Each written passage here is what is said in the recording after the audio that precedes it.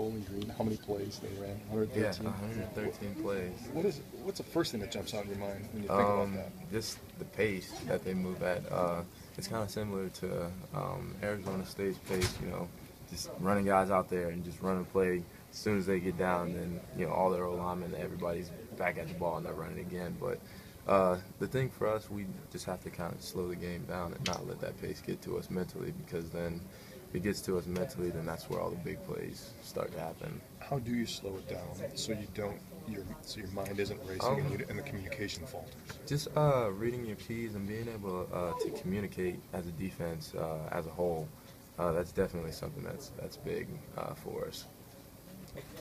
So what's the most difficult thing about playing offense like that? Just like I said, their pace.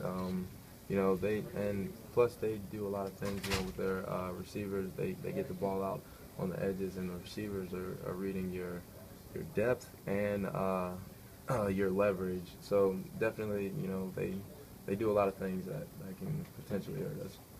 Do you have to view this as though you could get at least some opportunities, put it mildly? He threw it 73 times last week, so as a DB, it's like here's a this is definitely going to be a week that we'll be able to get our hands on some balls and contest some. Throwing 73 in this past game, that's definitely something that we look at and are just chomping at the bit, because this past game we weren't really presented with too many throwing opportunities, but this game we'll definitely make some plays. They don't go much over the top, though, deep, at least against Indiana, did they? A lot of their stuff was underneath. Yeah, that just comes into what I was saying earlier. They're reading your depth. If you're playing off, then they're going to run potentially, snapback routes, curls, comebacks, and if you're pressed, then that's when they're going to throw the deep ball to go routes, to fades, and things of that nature too.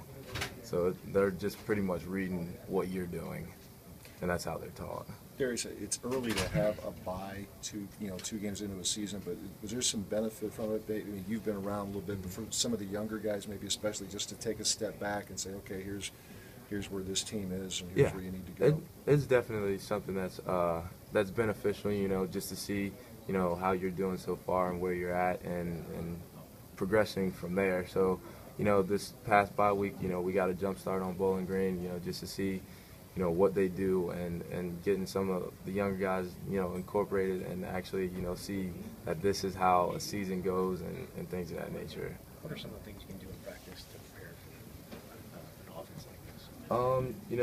Just from a conditioning standpoint, being able to run, staying hydrated. I definitely say, technique is something too. Press coverage or off, being able to read your keys and go, because if you don't, then just as you saw this past week, then big plays can happen. What did you